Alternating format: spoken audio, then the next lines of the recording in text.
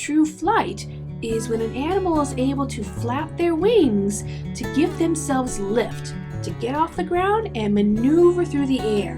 And pterosaurs were the first vertebrates who were able to do this. The only other animal that beat them to flight were insects.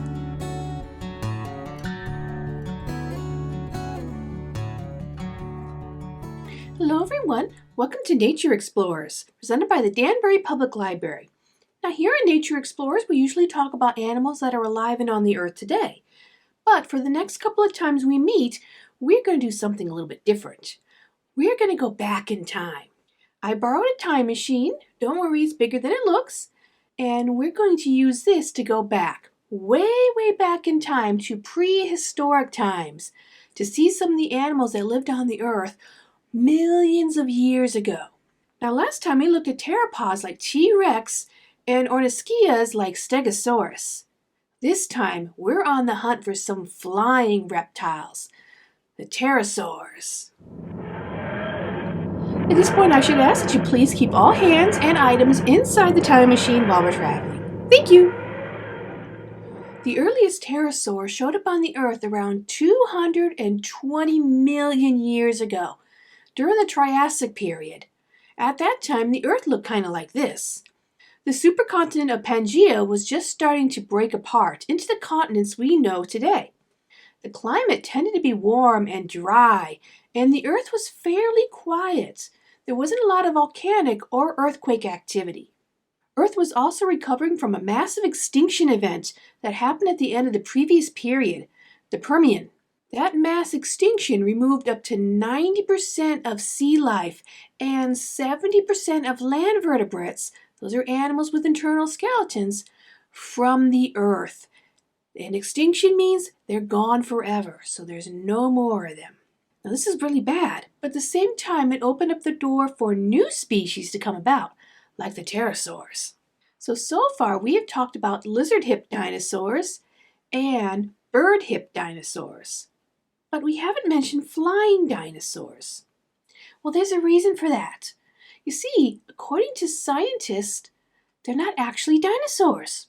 Dinosaurs are defined as reptiles whose legs were directly underneath their bodies. This gave them an upright stance, and it helped support their often large, massive bodies. When we look at crocodiles and Komodo dragons today, we think they kind of look like dinosaurs, right? They do. But the thing is, they're actually not. Their legs stick out more towards the side, giving them a sprawling stance. Because of this different shape of their legs, this means they're not classified as dinosaurs, not even descended from dinosaurs. Still, there is a group of animals descended from dinosaurs still around today, and in fact, they're even kind of referred to by scientists as dinosaurs. These are birds. Birds are known as avian dinosaurs by scientists. This means that they are dinosaurs that can fly. They are direct descendants from dinosaurs. But pterosaurs, like Pterodactyl, could fly. So why aren't they dinosaurs? It comes down to their legs again. They didn't have that upright stance, and on top of that, their front limbs, those arms, stick out more towards the side. Necessary for flying for them, but making them not dinosaurs. On top of that, the ancestors of pterosaurs and the ancestors of dinosaurs broke away from each other way back in the past and made separate family lines. This means pterosaurs, those flying reptiles we see, are actually cousins of dinosaurs. Pterosaurs were carnivores. This means they were meat eaters. They mainly ate fish and small animals, and they had hooked claws and sharp teeth to help them catch their prey.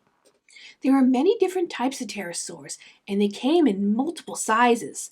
Some of them were as big as an F-16 jet fighter, huge, while others were as small as a paper airplane. But what makes these guys really special is that they were the first vertebrates, again, creatures with internal skeletons, that were capable of true flight. True flight means they didn't glide like flying squirrels do, Or like we do if we're in a hang glider. We jump in the air and then we wait for the wind to kind of carry us along. That's gliding. That's not true flight. True flight is when an animal is able to flap their wings to give themselves lift, to get off the ground and maneuver through the air. And pterosaurs were the first vertebrates who were able to do this. The only other animal that beat them to flight were insects. Pterosaurs had these nifty wings that were formed from a tough, thick membrane that stretched from their fourth finger all the way down their body to their legs, almost to their feet. This means their wings look closer to bat wings and not the feathery wings we see on birds. But there was one characteristic they shared with birds. They had hollow, lightweight bones. This means their body, even though they could be massive, didn't weigh as much as if those bones were solid. Makes it easier for them to fly. The downside is it also makes their bones very fragile and brittle. So, as a result, not many pterosaur fossils have been found. They just didn't survive the fossilization process. As a result, we only have a limited amount of fossils of these creatures around that we can learn from. The most famous pterosaur is the Pterodactylus, commonly known as the pterodactyl.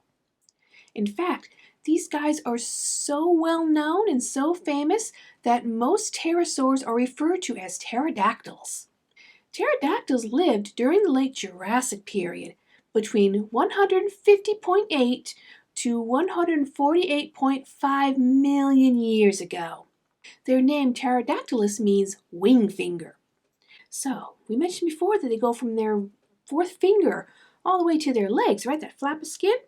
Well, if you wanted to imagine this for yourself, imagine if your fourth finger on your hand here got really long, almost as long as you are tall. Long finger, right? Yeah.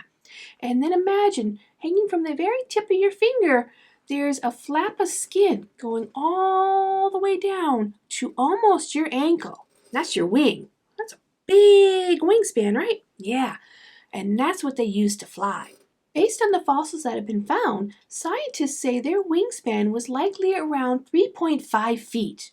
They had long, beak-like mouths that were filled with around 90 sharp teeth. All kinds of little teeth around that mouth. When they flew through the air, they flapped those big wings they had. But when they walked, they didn't walk on 2 feet like modern birds do. They kind of walked a little bit on 4. It was kind of weird looking. The first pterodactyl fossil was found by Cosimo Alessandro Collini in 1784. This was also the first pterosaur fossil ever found. Now, pterodactyls may have been the first pterosaurs we discovered as a fossil, but they were not the first ones to exist. The first pterosaurs to ever exist were the Rampharine Coits. They appeared around 210 million years ago. Rampharine Coits had long, thin tails, shorter wrist bones, and narrower wings than pterodactyls. They tended to be on the smaller side of pterosaurs, with a wingspan that rarely grew larger than 8 feet. And these guys didn't last too long. They were mostly extinct by the end of the Jurassic period. So those were the first pterosaurs. But what was the biggest one? The largest pterosaur found so far is the Quetzalcoatlus. This creature isn't just the largest pterosaur found. It's believed that it is the largest flying creature to have ever lived on the earth. They had an estimated wingspan of up to 36 feet. Some estimates have even been larger, reaching nearly 50 feet. Wow, right? That's a big creature. Scientists believe they may have weighed between 440 to 570 pounds. The first Quetzalcoatlus fossil was found in Texas by Douglas A. Lawson in 1971. Lawson found a wing from a creature, and based on the size of the wing, he estimated the wingspan was over 33 feet. There was a lot of debate about just what these massive creatures ate. As we said earlier, most scientists believe pterosaurs ate predominantly fish. And that's what they thought these guys ate at first too. But then they realized that the area where they found the fossils, there actually wouldn't have been large bodies of water nearby. So maybe they weren't fishers. Then they thought maybe Quetzalcoatlus was a scavenger, waiting for other carnivores to leave the bits of their prey behind and then coming along and gobbling what was left. But as they looked closer to the beak-like mouth, scientists realized that their mouth was shaped differently than modern scavengers, so they thought, well, maybe that's not what they ate. So then they went back to the fishing idea, thinking maybe they were skim fishers. This is when a creature opens its mouth and flies very low over the water, and so the mouth goes partially under the water and it scoops up everything in its path. But they changed their minds again due to the lack of large bodies of water near where the fossils were found, and the fact that Quetzalcoatlus' body did not seem built for skimming over water. Scientists now believe that these creatures hunted prey like modern storks, keeping an eye out on the ground for tasty creatures. When they saw something come by that they thought would be good to eat, they would dart their heads out in their long necks and gobble it up. So that was the biggest pterosaur. But what was the smallest? The smallest was Nemicopterus. These small creatures were around 2 inches long with a wingspan of about 10 inches. Its name means hidden flying forest dweller. Only one fossil of Nemicopterus has ever been found. Just one. And the thing is, scientists are not sure if the fossil is from an adult. They think it may actually be a juvenile of the species, meaning that a true adult Nemicopterus could have been much bigger. From what they can tell from that single fossil they found, Nemicopterus was a toothless creature who had toes and claws that were designed for gripping hold of trees and branches. Scientists believe, due to their small size and the lack of teeth, that Nemicopterus likely ate insects. And as we said, only one fossil has been found because, again, pterosaurs had hollow bones, which means they were very fragile. And Nemicopterus, as far as we can tell, is a very small creature. 2 inches is only this big, and a wingspan of 10 inches is about that big. So we're talking a small, delicate creature whose bones, even though there likely were lots of them around, didn't survive the fossilization process. So we've only seen one so far, and that one was discovered in 2008. Until we find more about them, and one that we can truly say is an adult, we don't know much about this pterosaur. But that's the wonder about dinosaurs and prehistoric creatures. Every year we find something new, some new fossil that brings light to prehistoric life, and maybe even a whole new species. Isn't that cool?